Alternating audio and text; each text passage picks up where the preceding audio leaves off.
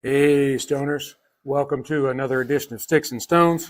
I'm your host, Brent Elrod, coming to you from a chilly, uh, no shoes bar and grill deep in the heart of the Republic of Texas. Uh, yeah, by Texas standards, this is a little cool. We're in the 50s right now, and I think a little later this week it's supposed to get down into the low 20s. So, yeah, winter's here. But Texas weather, especially in this time of year, in the wintertime, it's like bingo. It's like 34, 68, 27, 41, bingo, So it is what it is, I guess. I would not, other than having a place on the beach somewhere on some island down in the Caribbean, this is the only place I want to live. So, you know, but that just comes from being a parrot head that who is his Jimmy Buffett song "A Pirate Looks at 40" is pretty much a encapsulation of my life. So, but anyway, I have an outstanding pairing. I know it's going to be great. It's got to be great when you put two names like this together. It's got to be great. I am going to be pairing. This is a particular spirit that I haven't had before, and that is Glenfiddich, 14-year-old Bourbon Barrel Reserve. And I am going to be pairing that with an equally well-known brand of cigars, the Arturo Fuente Don Carlos Robusto.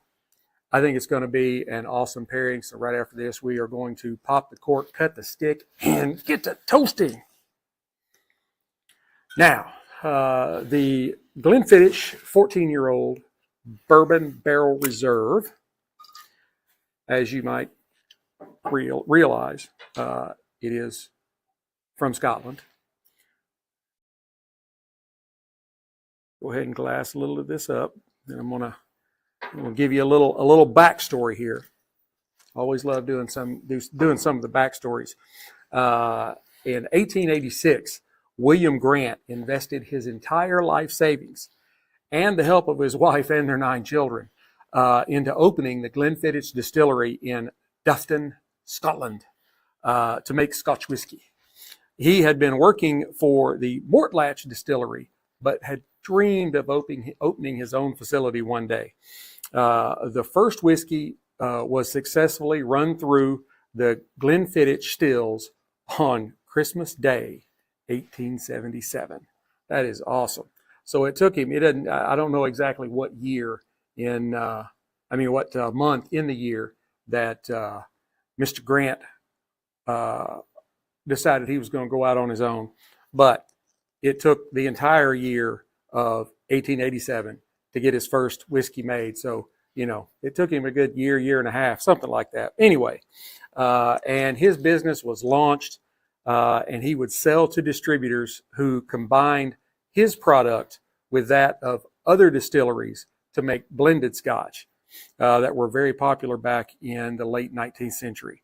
Now, this spirit is produced by Glenfiddich, which is in the Speyside region of Scotland.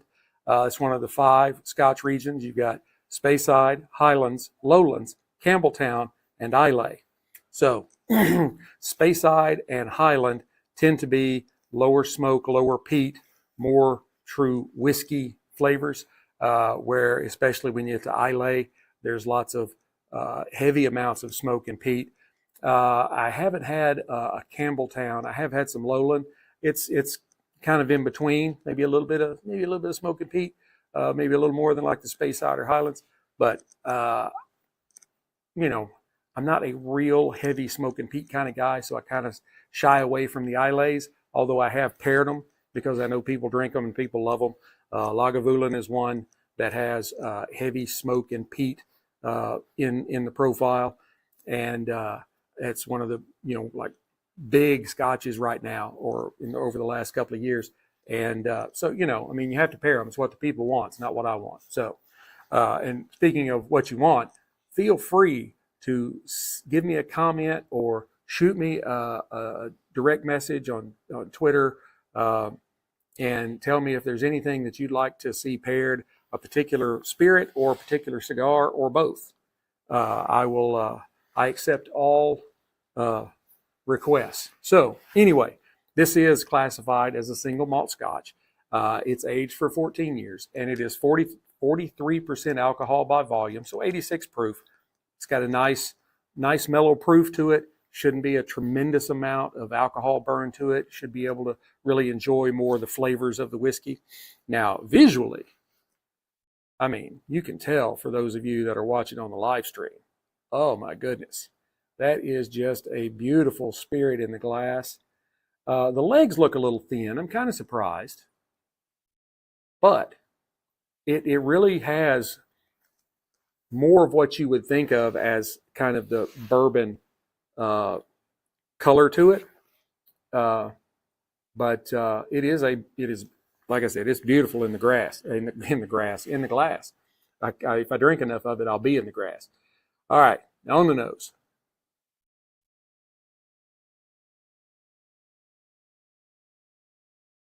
And there's like no alcohol on the nose either. This could be one of those deadly spirits that you could drink a whole bunch of it and not realize it until it's too late. But I get a kind of a cereal, grainy maltiness on it. There's a lot of honey sweetness on the nose.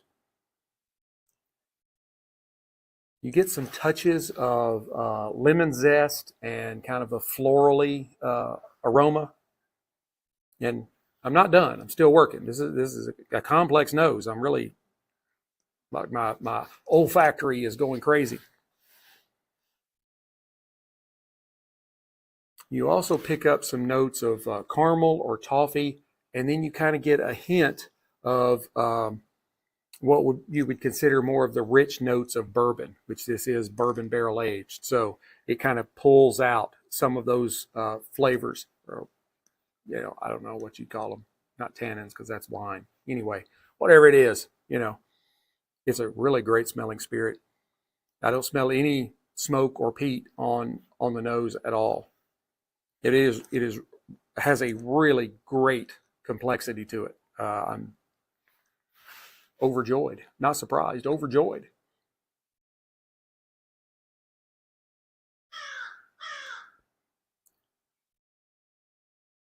Okay, it is, like I said, I didn't think it really had great legs. It is kind of thin on the palate, but it starts with kind of a Highlands kind of palate. There's some the typical Scotch components of like honey and a lemony kind of citrus. There's a little bit of like flower blooms in there, maybe a touch of like sourdough bread.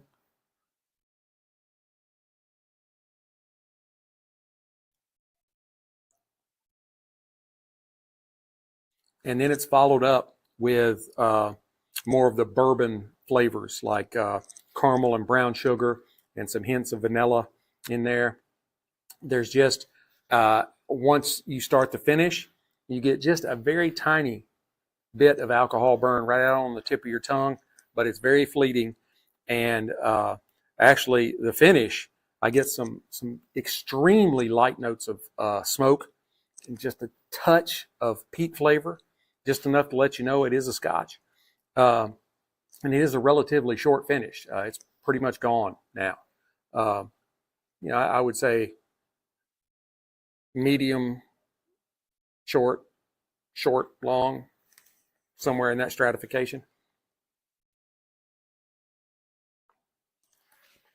Wow, that is a really great spirit. And it was, I got it at Total, and it was not like a budget buster. I mean, we're talking like $65, $70, something like that.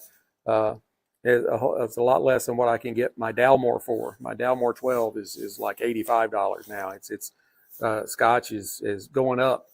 Everything's going up. Scotch has got to go with it. Now, on to the Arturo Fuente Don Carlos Robusto. This is a Robusto. And on this particular stick, that means it is 5 1/4 by 50 on the ring gauge, just a hair longer than the typical Robusto at 5 inches. It is manufactured in the Dominican Republic. It is a Dominican filler and binder with an African Cameroon wrapper on it. It's got a little bit of give to it, not a lot, but I don't think it is like overly stiff either. So, and this is billed to be a medium to medium plus body and strength. So we'll see how that goes. Visually, it has it's as you can tell on the if you're on the live stream, it's kind of maybe just a little bit lighter than medium brown. It's got quite a few veins, although there's only 1 or 2 that are like really pronounced, and the rest of them are just really really thin. And it does have visible yet tight seams. And as I'm looking, the leaf, those of you on live stream, I don't know if you can see it or not, but that right there, it's a little ragged. That's the edge of the leaf as it's spiraling down the cigar. I don't think it's going to affect it any, but you know, you do when you really take a moment to look at them, you can make notes of some of these things. And it also has a double cap. So on the nose,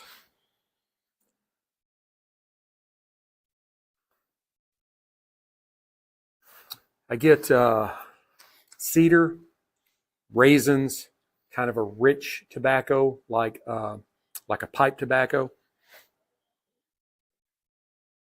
Maybe just kind of a hair of wet hay or damp hay. All right, my stuff's all kind of out of whack here because I'm trying to fit so many things in. I'm doing the live stream. I got the recording going on here for the audio. I got my notes. I got all my stuff. Yeah, I really need a place out back, a tiki hut that I can use it as a bar when the No Shoes Bar and Grill is open. But it can be lined inside with Spanish cedar, and I can do my recording in it when it's too hot or too cold, or really any time. So, but I have not been able to get Mrs. Sticks-n-Stonez to go for that. That's something else. If you could leave a comment on the Twitter page for Sticks-n-Stonez and say, Mrs. Sticks-n-Stonez really needs to go ahead and get in and get that tiki hut going. And then I could be like, hey, look, the masses want it. We really need this. So anyway, back to what I'm doing.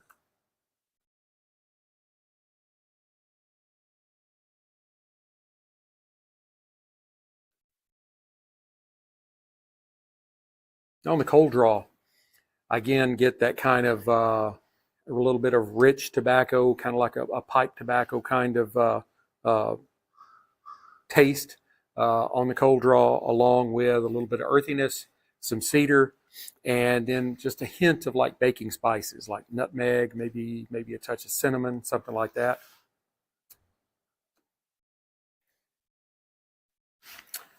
That's a really good stick.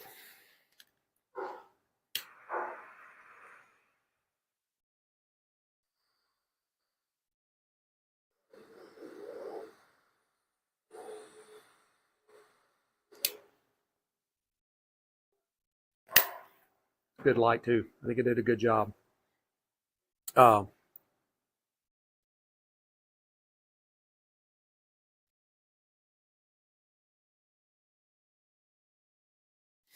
get kind of a nuttiness on the palate, along with a little bit of black pepper.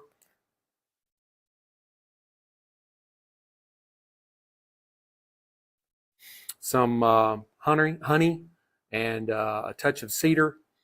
And there's a little bit of earthiness to it. Not a lot, but just a touch.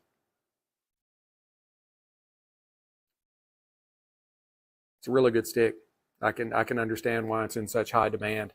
I got this as a variety sampler of Arturo. It gave me 2 of this, 2 of the Hemingway. It's almost like Churchill length, but it's a Perfecto. It's got the pointy end the pointy foot. And then there's it's got 3 other cigars of their line. I can't remember the names right now, but there's 2 of each of those. So you got 10 cigars all together, and I think it was about $85 to $90. So yeah, you can pick up 10 Fuentes for $90. You're doing pretty good. All right. Well,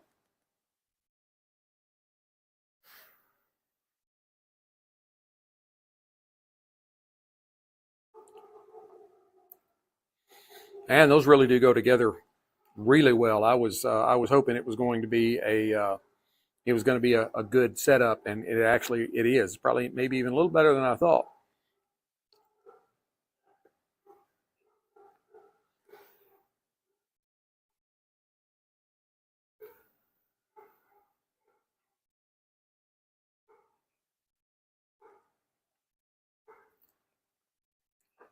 Yeah, the flavor profiles really kind of meld together. They are somewhat similar. You've got the Scotch that's finished in bourbon barrels, so you kind of are straddling the line in palate of bourbon and Scotch, and then you add in the fine tobacco and the kind of raisiny sweetness, a little bit of honey, maybe a little bit of citrus in there, and the cedar. This is a very good cigar and a very good spirit, and they're doing very well together, you know. So,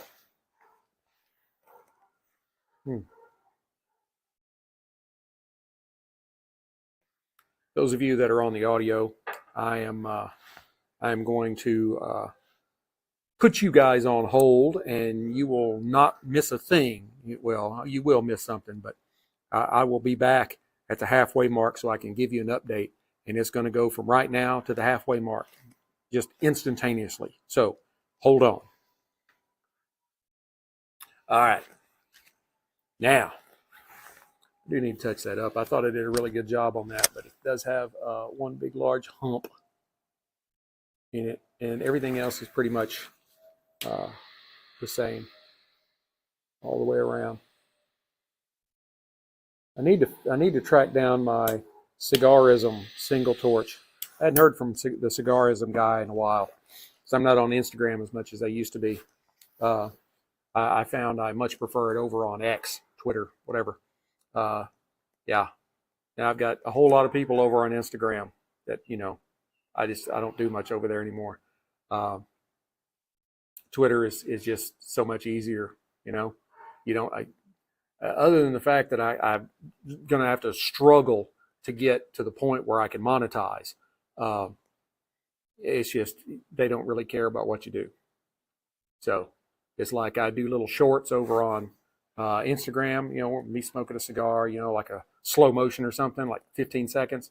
And I get the little thing in my direct messages that says, you can't monetize this. F you. Go to X.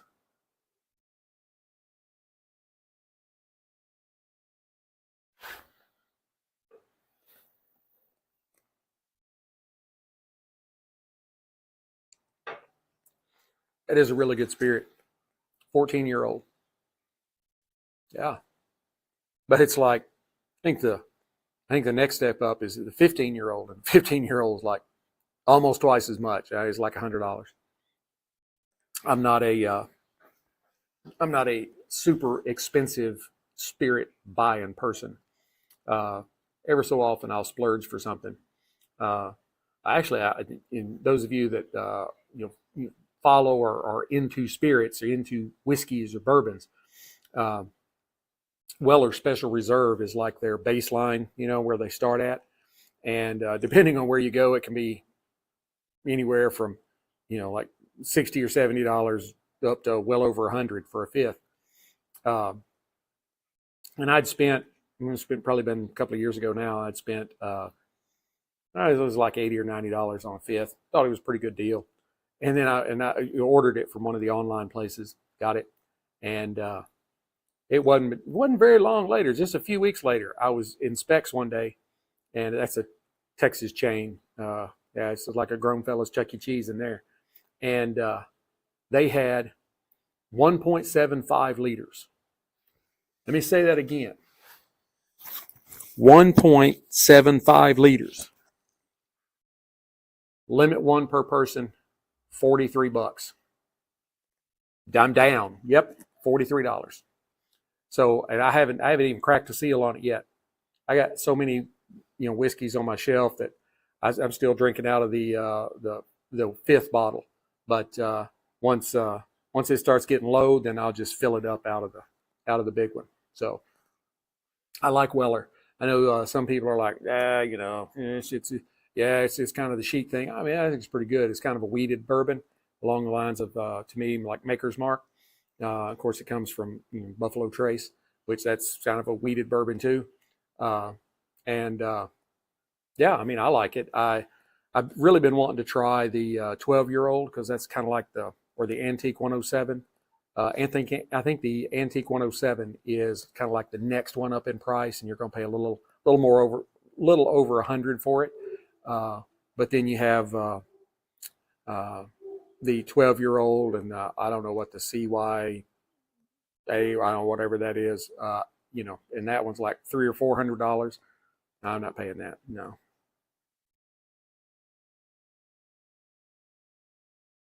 I don't care how good it is. Not unless I win the lottery.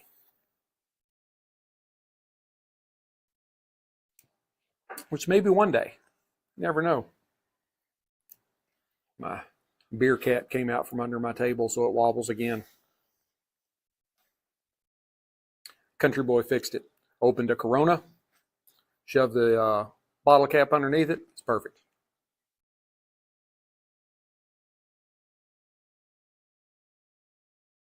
It's a really great stick. I think you're probably looking at, I don't know, 10, maybe $15 a stick for the Don Carlos, something like that. I mean, if you look at, I bought 10 cigars, so they averaged at about $8.50. But I think if you're trying to buy it individually, you're probably going to pay 10, or maybe in today's economy, maybe a little more than that. Not that the price has gone up, the value of the money has gone down. Don't get me off on that. That's my other podcast. You need to go check that out, The Political Patriot. Yeah.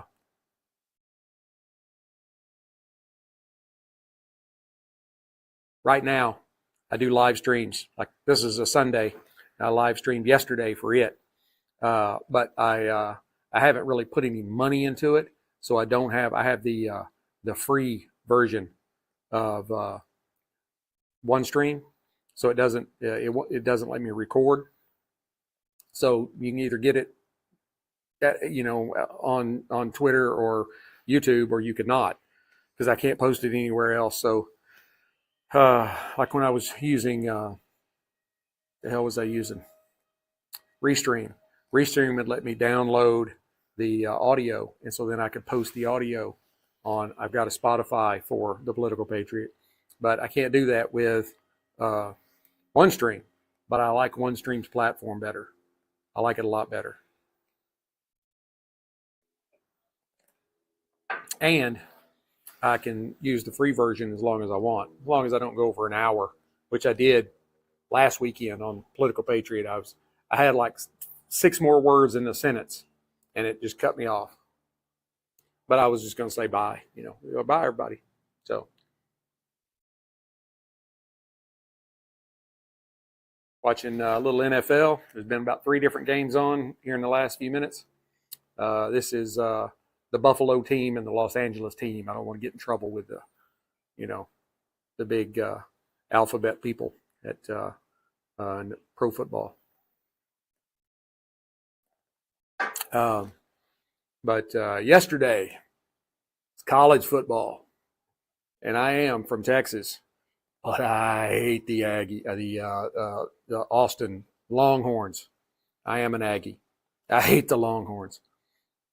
I was cheering like hell for Georgia. I was like, today I'm a Georgia Bulldog. I even took picture as the running back for Georgia was crossing the goal line and posted that shit. Yep. Hate Texas. I don't care who they're playing. That's my team that day.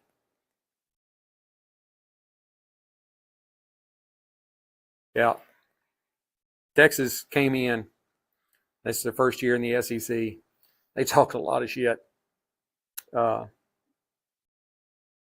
how they were just going to mop the floor with the SEC.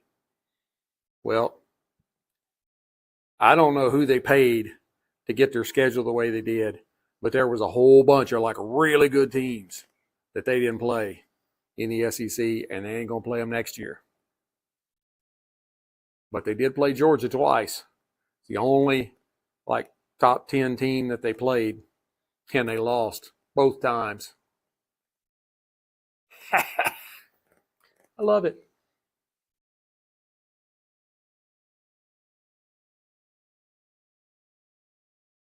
It's got a really nice volume of smoke output. It's giving me some really good, nice stacks of white ash. I'm very careful because I know I'm going to end up dropping it in my lap. I don't want to burn a hole in this LL Bean jacket.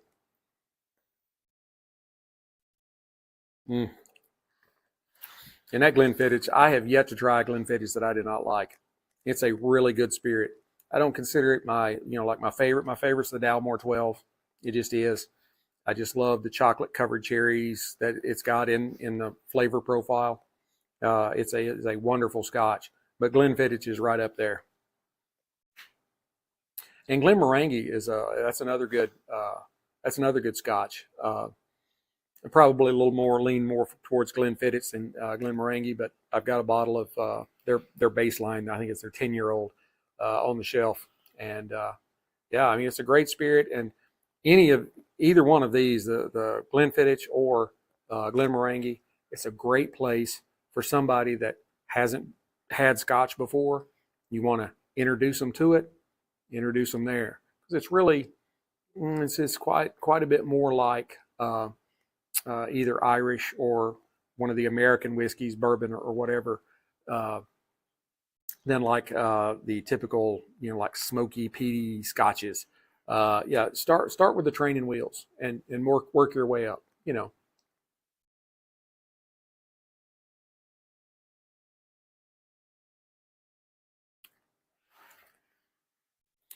it's got like the Scotch. It has a really short finish on it, and you're ready for the next puff and the next drink. It just says bye, and it's gone. I gotta get a little something to.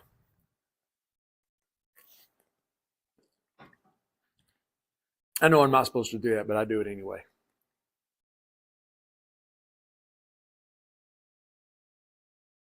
Wow. The LA team at 6-5 is ahead of the Buffalo team at 10-2. Yeah, Buffalo's been a pretty good team this year,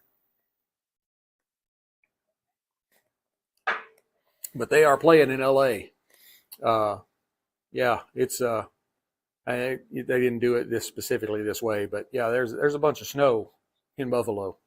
There's about 4 or 5 feet. Up in Watertown, north of Buffalo, there's like 6. I'm 6 feet tall. That means you could just see the crown of my Stetson walking.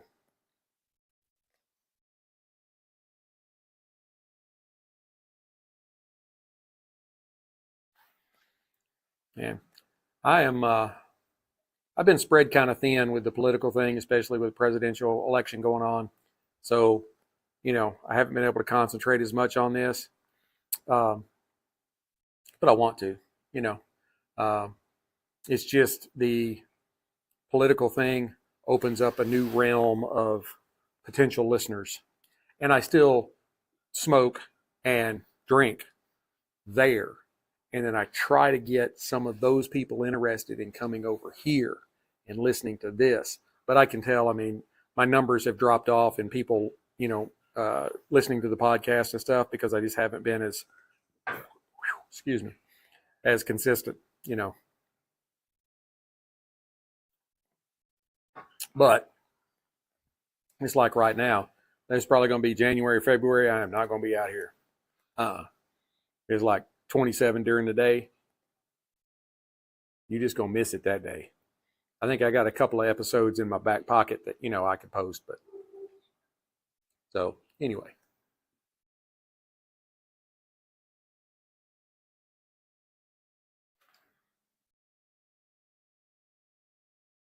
I mean, we're moving right along here.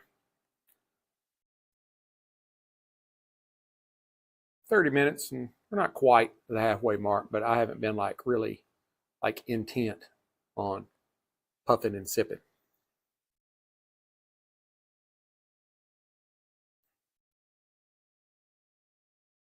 Oh, about to be a fight breakout. I will say now, back to college football. When my Aggies played uh, Texas, well, we lost 17-7. You know, but yeah, it's kind of an iffy call. I mean, he had the ball out of his hands, and dude didn't lead with his head; he led with his shoulder. But anyway, if y'all ain't watching it. Uh,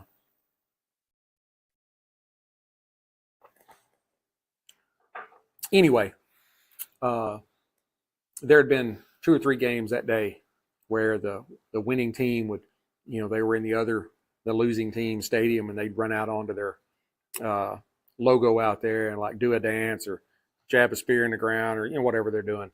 There have been a couple of fights. Texas tried to do that because it was in College Station. It was Kyle Field there at A&M, and the Texas players tried to do that, and their coach Sarkanian, I can't remember his first name. He ran out there and he's like, no, no, no, we are not doing that. I mean, I got to give the guy props for that. He could have just let his team go and do it, but he's like, no, we will celebrate somewhere else. You do not celebrate on their logo. All right. So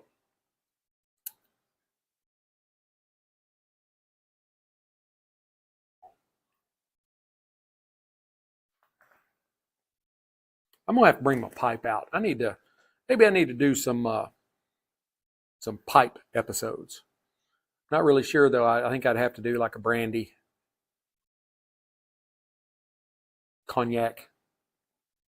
I think it's kind of the same thing. I don't know. I don't drink a lot of it. I've got 2 cognacs, 2 brandies, whatever they are. I got a Saint Remy, and I've got I don't even know what the other name is. It's kind of odd.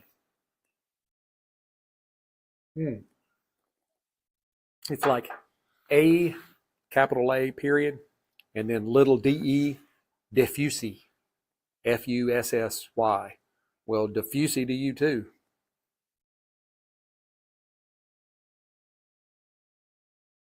But maybe oh man, he got a first down on that.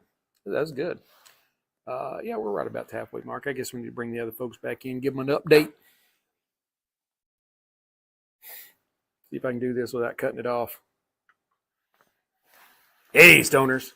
I am back, and we've just all been sitting here smoking and drinking and having a good time. Y'all been missing it. You need to be watching the live stream. If you're not, you need to be, because that's where all the fun happens when y'all aren't listening. So anyway, we're here at the halfway mark.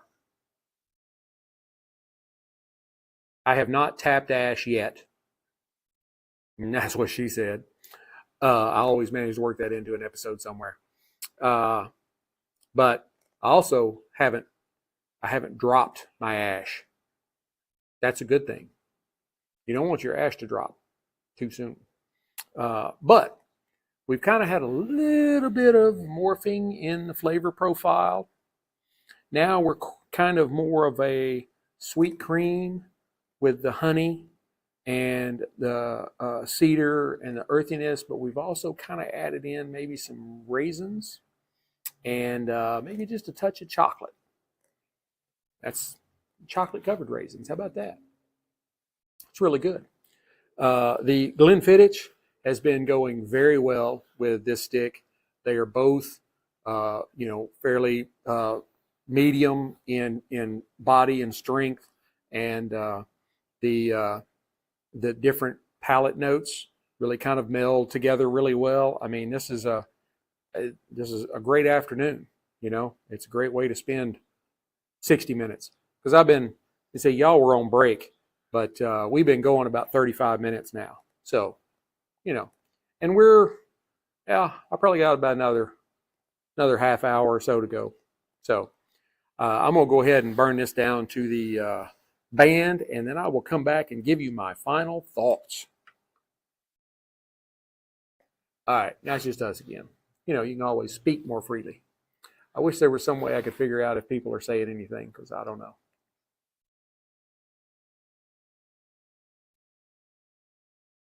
If I had a tiki bar out back that I could record in, then I could have my computer set up where I could see the stream on OneStream. And I'm using my camera to do the streaming. But then I can see what's going on. On the camera, can't see. And I tried to bring my computer out yesterday to do the political patriot thing. It's been sitting in my office. I've got it set up just to the left of my big monitors. I work from home most of the time, and so I just always have it over there. Making sure emails and all that kind of stuff. And it's been sitting there for a few weeks, plugged up. I bring it out here, open it up. You got 6% battery life. Well, I guess maybe it's time for a new computer.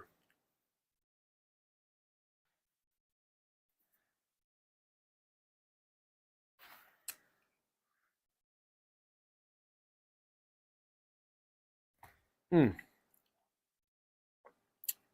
think we are going to need a little bit more of this to get through the rest of this. I got that right close to the microphone for you, so I hope it came through really well. Not too much, just a little bit. It is keeping me warm because I tell you what, my hands are kind of chilly. The rest of me is okay, but there's not a lot of meat on those baseball gloves. And it gets cold quickly. I know I shouldn't, but I also know me. And if I let that stay on there, the ash, it's not going to stay. It's going to fall on my wonderful LL Bean jacket here. So I'm going to commit the cardinal sin, and I'm going to tap my ash. That's what she said.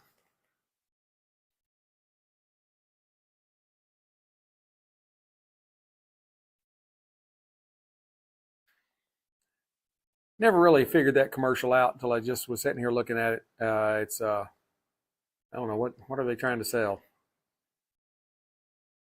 Allstate insurance. Yeah, they ain't worth a damn anyway. So I got a whole story to tell on that. Yeah, it's a guy bringing a frozen duck to cook, I guess, at a tailgate, and it's an University of Oregon tailgate, the University of Oregon Ducks. Yeah. I don't know what the hell that is.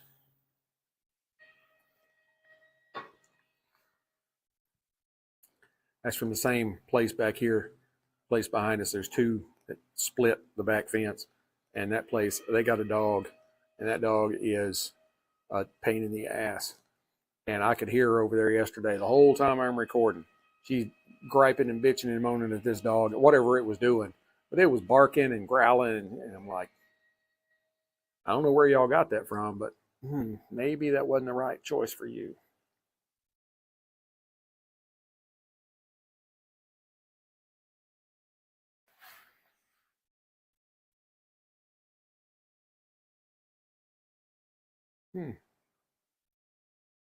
Carry On. Only on Netflix. Huh. I don't know about that. It had Taron Egerton in it, the dude in Kingsman, the little dude. And Jason Bateman. I guess Jason Bateman was a bad guy. And Egerton plays. I guess he plays a TSA agent. I don't know. Like, it doesn't seem to me like that can really take place much of anywhere other than in the airport terminal. I'm generally not a big fan of movies that it's like confined like that. Like, I don't know, Snakes on a Plane. It's going to take place on a plane. Yeah, I don't really care about that either. Maybe it's just me. I just don't think that you can create an entire movie that never leaves like a 300 square foot area.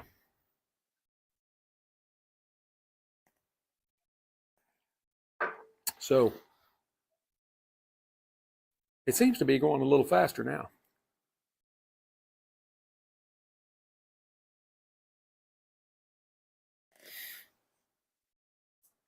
Yeah, the Buffalo team has already won their division, their AFC. It's probably a good chance they could be going to the big one. I don't think the big one is copyrighted.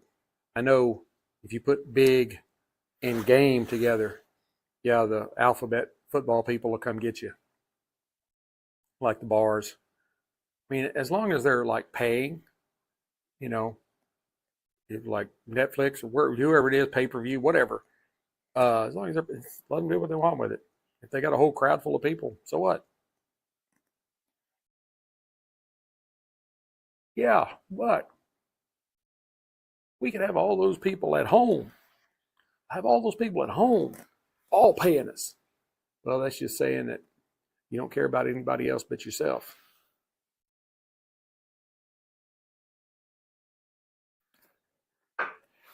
And Cardinals, they haven't been any good since Kurt, what's his name, was their quarterback.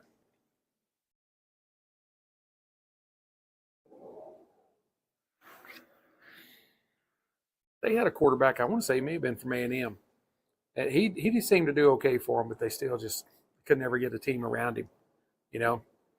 And a quarterback by himself is not going to win your game. Yeah, you got to have at least a good one to win, but uh, you got to have other people around him. You got to have somebody that can run the ball. You got to have somebody that can catch the ball, and you got to have somebody that can block. So if you have at least two of the three of those, you may be okay.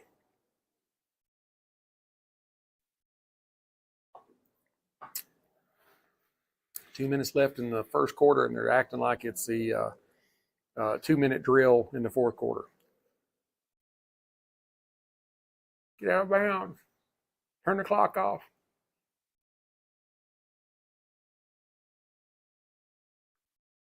All right. And we're rolling along. 43 minutes. I hope I have a lot of people watching. I really do. I hate to think that I'm just sitting out here spending an hour or so in the cold, smoking a cigar and drinking scotch, thinking a lot of people are watching and they're not. But I guess it's not costing me anything. I'd be doing this anyway. You know, I'd be smoking and drinking.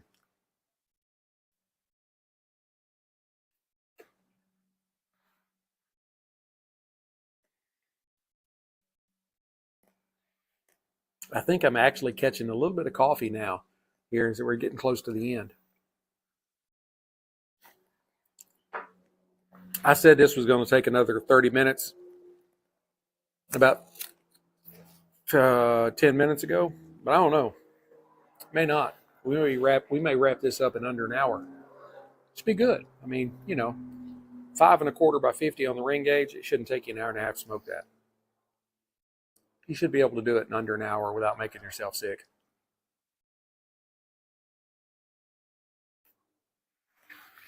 Those of you that may be watching this that are not experienced in cigars, tread lightly. Like I said about the scotch, start with the training wheels on. Start with the training wheels on. Do not jump out there and try to smoke a big, musky, dark stick. You will end up sick. And don't try to smoke any stick too fast.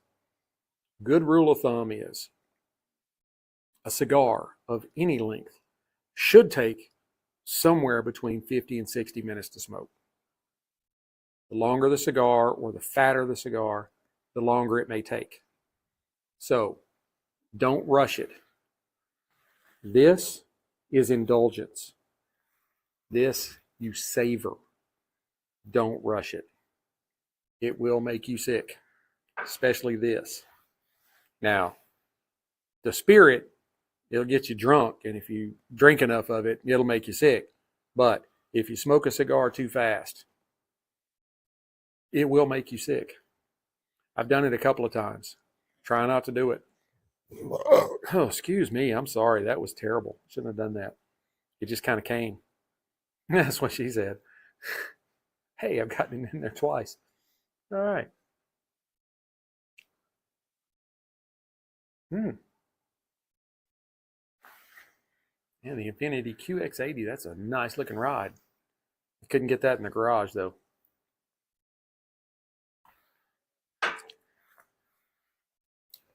Mrs. Sticks-n-Stonez has a QX60.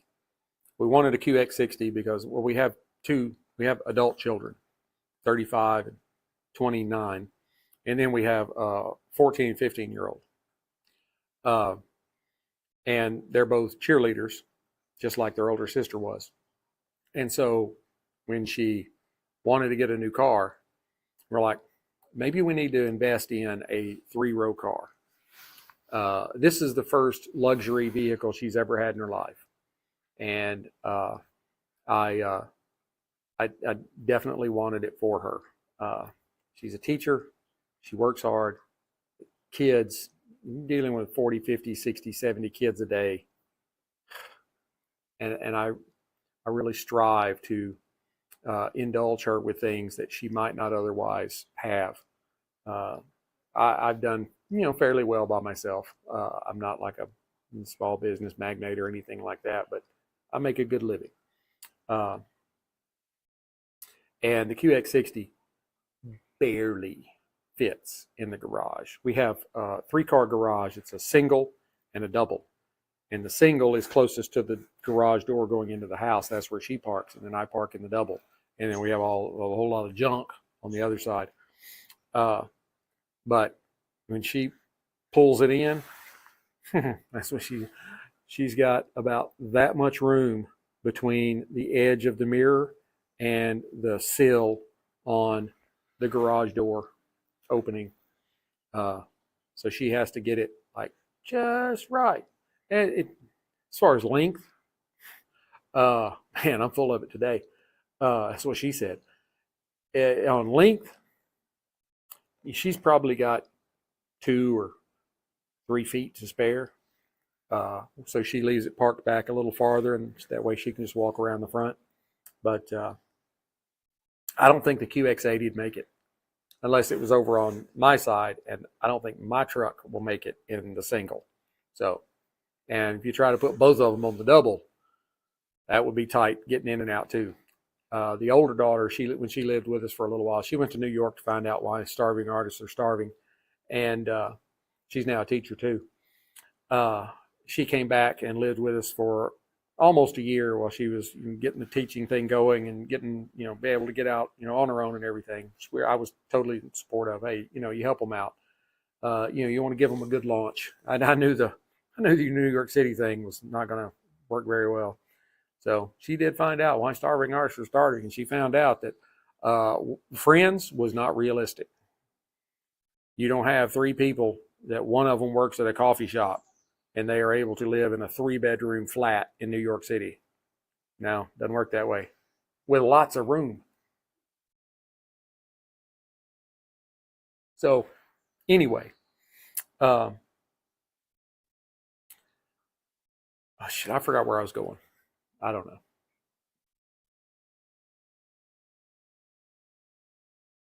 That's part of my short-term memory loss from PTSD from Iraq. I'll be talking about something and I'll kind of bird dog onto something else and completely forget the original.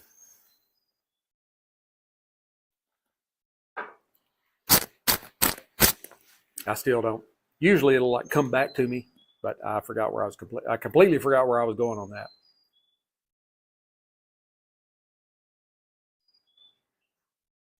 Well, the LA team has scored again, and they are back in front. So I'll tell you what, I'm going to, I probably still have a few puffs left on this, but I think I'm probably at a point where I can bring the other folks back in and finish them off so I don't have to worry about them again. So let's go ahead and give it a good shot here. Just remember that I'm not completely done. I'm done with them. So, hey, Stoners, I am back. We are just about down to the band. Matter of fact, I've taken the band off because we're so close. And in the final half, we kind of kept the raisins and the earth and the chocolate, and I think we added in a little bit of coffee.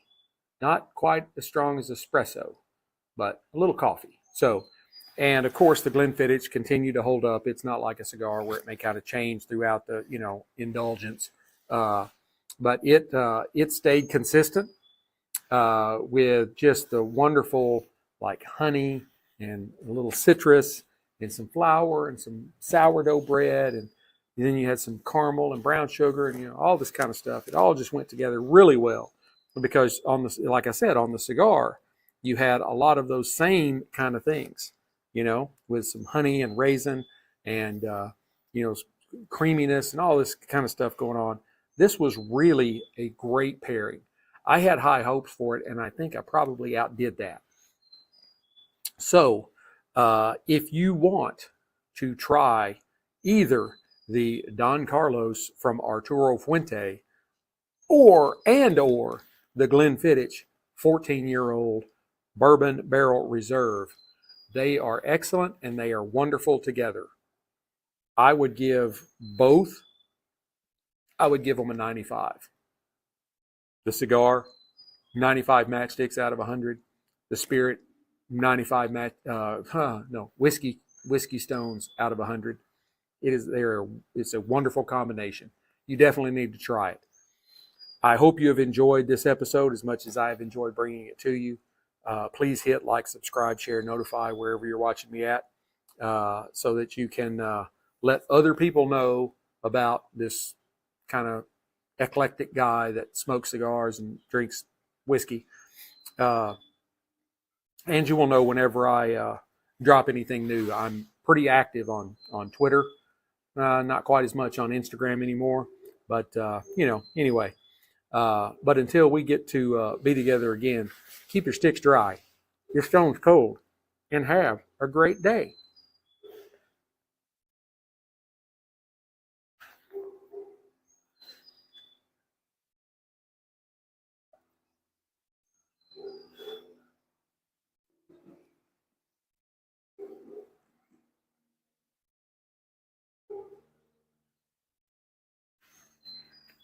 All right. I'm done with them. I still got a little bit of, I still have a little bit of time left before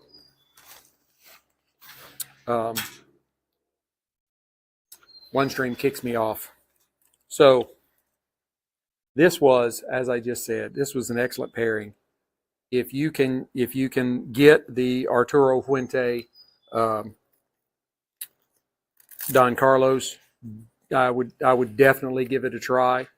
Those of you that might be in the beginning stages, just getting into cigars, I mean, this might be okay for you to start with. It's not a very strong cigar, but I would really tell you to probably more go with a like an Olivet Series 0, not 0, O, or G that have Connecticut tobacco.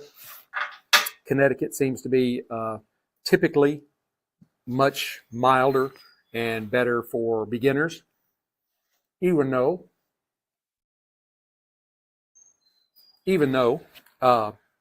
they're still, I have several in my humidor. Matter of fact, I smoked one earlier this week when I took my 90-pound heifer on a walk, Sadie, my silver lab, and it was great. It's like a 20-minute walk.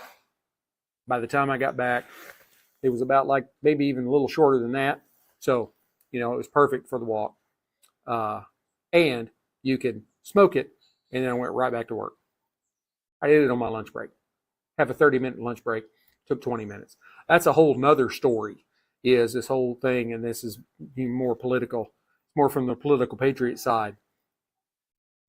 I do work for Big Brother, and I am not happy with everything I've been hearing about this whole, we need to get federal workers back into the office again.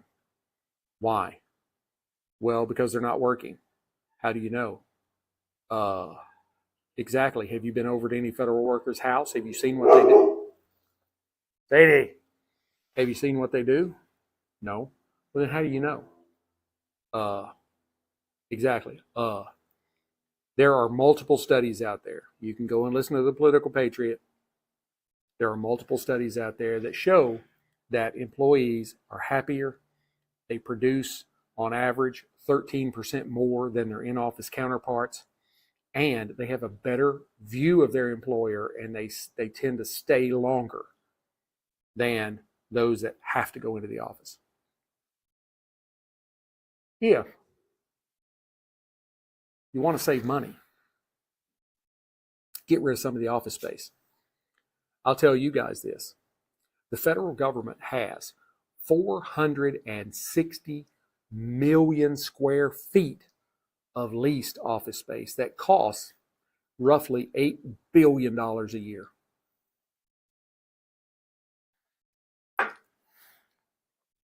Bringing those people back into the office, what has that saved you? I'll wait. Crickets. It doesn't save anything. Well, 30% of the people will quit right away because they don't want to have to work. Well, they were working. And if they were working, if they weren't doing anything at home, they're not going to do anything more in the office. And they know that if they go out into the corporate world, they're going to be forced to perform. So why would they leave? If you want to make real change, have performance-based metrics that they have to make. And those that don't make it, get rid of them. Otherwise, you're not doing anything. But that's for another podcast. That's over on the Political Patriot, on Twitter. And of course on YouTube. The Political Patriot's on there too. So you can go and check those out. They're actually pretty good. I think I do a pretty good job. I'm getting better. I'm used to this whole whiskey and spirit and cigar thing. So I've had to do a little more research and had to be, a little more prepared. But I think I'm getting there. So anyway, you all have a great afternoon. I am 1 minute and about 5 seconds short of getting cut off. So you all have a wonderful day, and I will see you